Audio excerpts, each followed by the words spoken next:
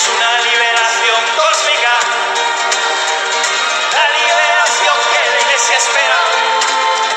Es una liberación cósmica, una liberación cósmica, una liberación cósmica, la liberación que la iglesia espera. Es una liberación cósmica. La iglesia siente que es toda la naturaleza la que está gimiendo bajo el peso del pecado. Qué hermosos cafetales, qué bellos cañales, qué lindas algodoneras, qué fincas, qué tierras, las que Dios nos ha dado. ¡Ay, qué naturaleza más bella! La que Dios nos ha dado. ¡Ay, qué naturaleza más bella!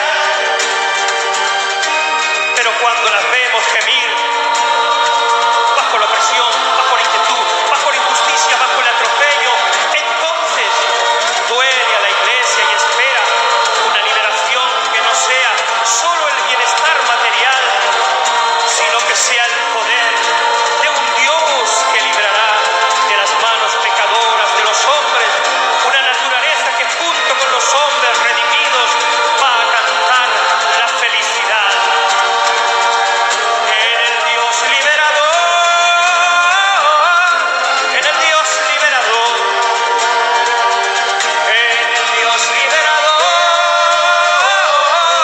en el Dios liberador. Y por eso decimos que esperamos todos una liberación cósmica. Esas palmas, una liberación cósmica, una liberación Cadereyta, una liberación cósmica. Una liberación cósmica.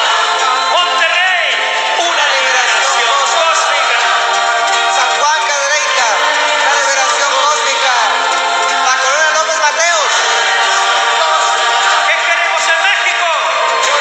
la parroquia Sagrado Corazón, la capilla del Rosario, ¿Qué queremos en Latinoamérica, Chema? una liberación cósmica. Una liberación cósmica. ¿Qué queremos en el mundo entero? Una liberación cósmica. Una liberación cósmica. Una liberación cósmica. Se me cansan esas palmas. Muchas gracias.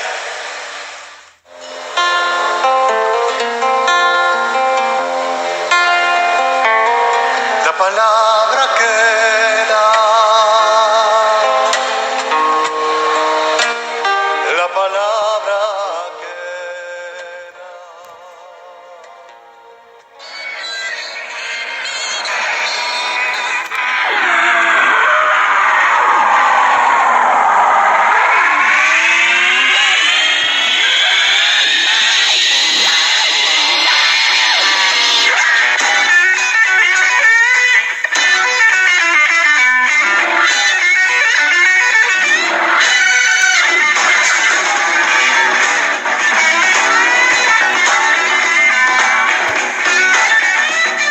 El informe publicado el 15 de marzo de 1993 de la Comisión de la Verdad de las Naciones Unidas citaba a oficiales específicos por haber cometido atrocidades durante la Guerra Civil en El Salvador.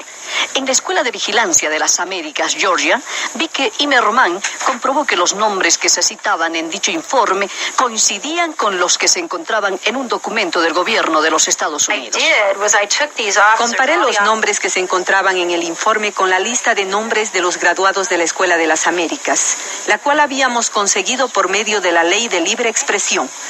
Lo que encontré fue que 49 de los 60 y más oficiales de la lista se habían graduado de la Escuela de las Américas. Estos oficiales habían asistido a dicha escuela tanto antes como después de cometer atrocidades. Francisco del Cid aquí mismo estaba en la lista de comandantes 2 años después de haber cometido la masacre de alrededor de 16 civiles cuyos cadáveres habían sido quemados. El Salvador solo es una parte de la historia de la escuela. En su galería de honor están las fotografías de aquellos que habían recibido honores. Encabezando la lista se encuentra el nombre de Hugo Banzer, ex dictador de Bolivia y graduado de esta escuela. Igualmente distinguidos son los ex dictadores de Honduras, Ecuador y Argentina. Y muchos generales de otros países latinos y del Caribe son citados por actos en contra de los derechos del hombre en sus propios países. Entre otros graduados, Manuel Noriega, expresidente de Panamá, actualmente en prisión en los Estados Unidos.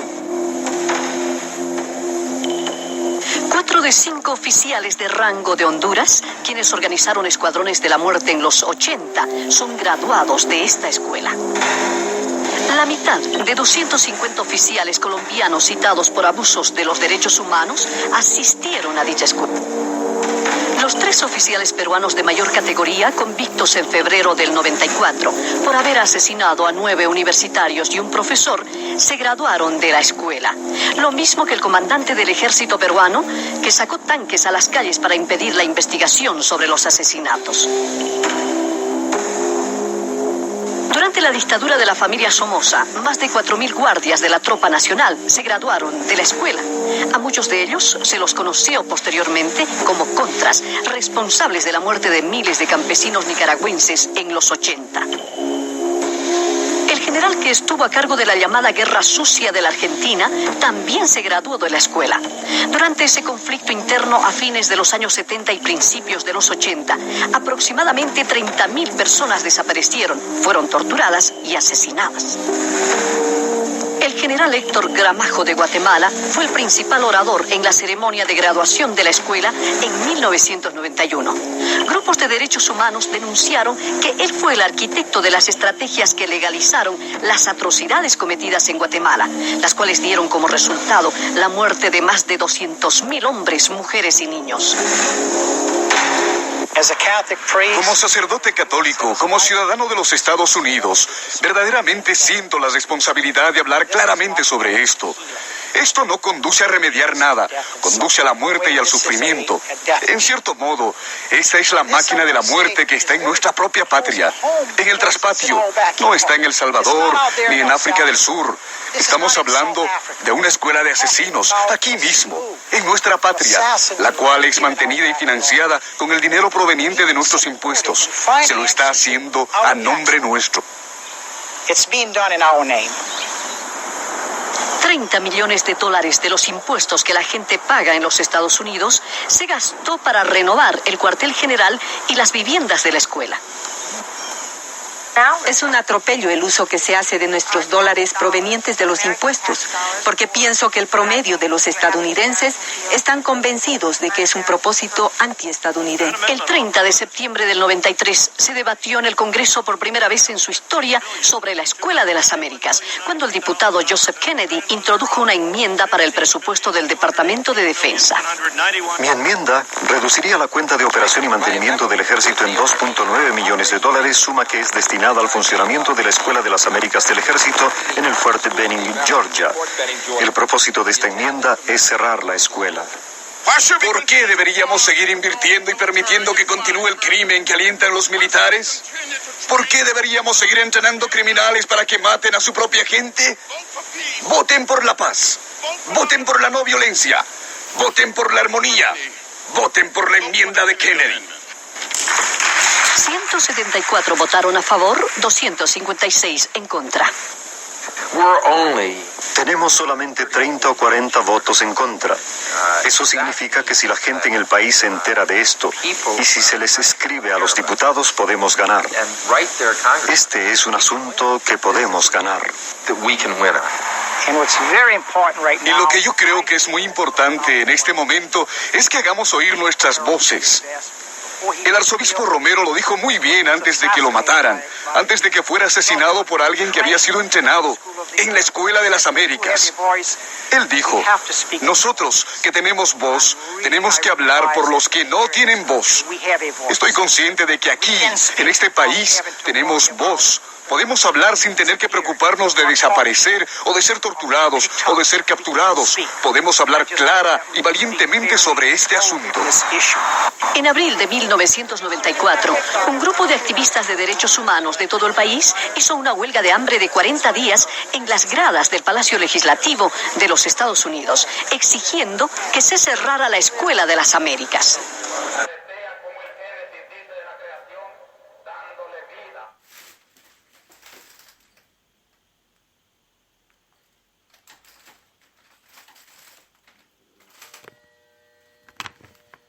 Los hermanos, estimados radioyentes, se siente como una llovizna suave, como la dulzura de algo que baja de Dios directamente al escuchar estas lecturas. En este momento del año litúrgico que coincide con nuestro año civil tan cargado de tempestad.